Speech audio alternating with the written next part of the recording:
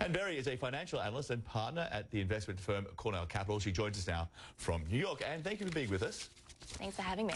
Okay, the Nissan decision getting a lot of attention because, well, we're about 50-something days away from the Brexit deadline.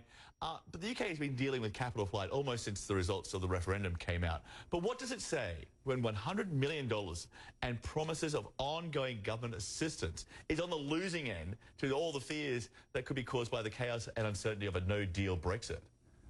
Well, I think what Nissan is basically saying is we really think that walking away from a $60 million investment and all the upside and return that can come from that is a much more certain bet and use of our capital than hanging around waiting for a government that may or may not still be in power a couple of years from now to deliver on the $100 million promise, for which there's no guarantee that it'll be delivered. So I think Nissan really is literally voting with its feet here.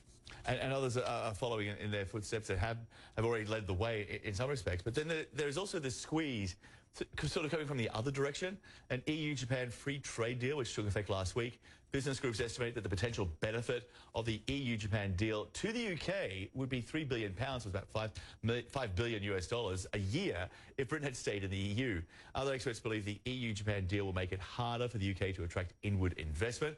You know, this EU-Japan trade deal, in particular for car tariffs, would mean, for example, that those tariffs will go from 10% to 0 within 7 years. And again, that's raising fears that other Japanese automakers could simply follow Nissan and cut Britain out of the loop.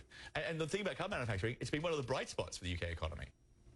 Yeah, absolutely. I think what this pattern and what this threat set by the Japan-EU agreement means for the UK is that as the EU continues to negotiate favourable trade agreements with other countries, the US, for example, could be the next, or other Asian countries and key trading partners, the more the EU is spending its time and energy negotiating favourable deals with countries such as Japan, the more the UK stands to lose from being outside of the EU in the worst case, or being in some kind of trade agreement with the EU in which the UK does not really have a seat at the table, doesn't really have a vote. So in lots of different Brexit-type scenario, this is not a good outcome for the United Kingdom economy at all. Yeah, it just seems that the outcomes are either bad or just really bad at this point.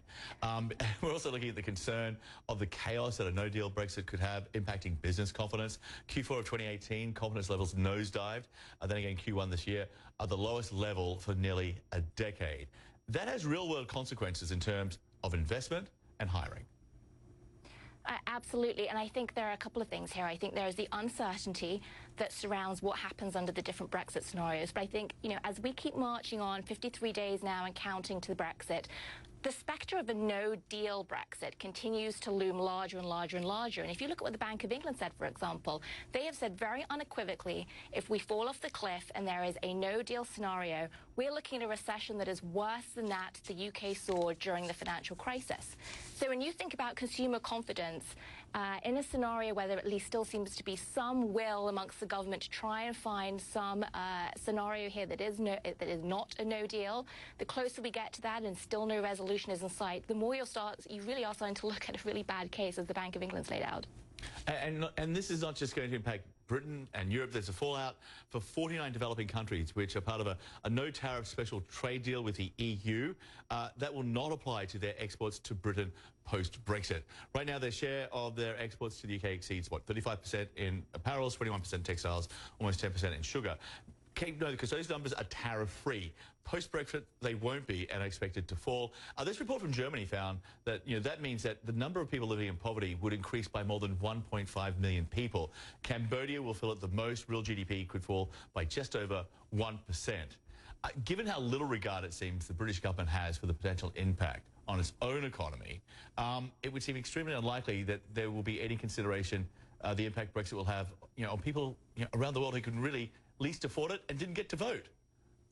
Well, I think, unfortunately, that is human nature. I think it's true. I think far from people's minds at the moment in the United Kingdom is what the impact is to other people. I think from a practical perspective, If you think about supply chains, let's take textiles, for example.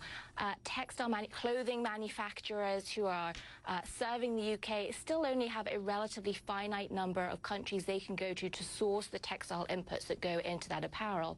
And so as I think about, well, what does that mean for the UK consumer, I think it's possibly less likely that you see a drop in demand for certain staples being supplied by those countries. But I think what you're quite likely to see is inflation as those tariffs do start hitting the British consumer's pocket. Yeah, here comes the real-world impact of that vote 2.5 years ago. And thank you. Good to see you. Thanks.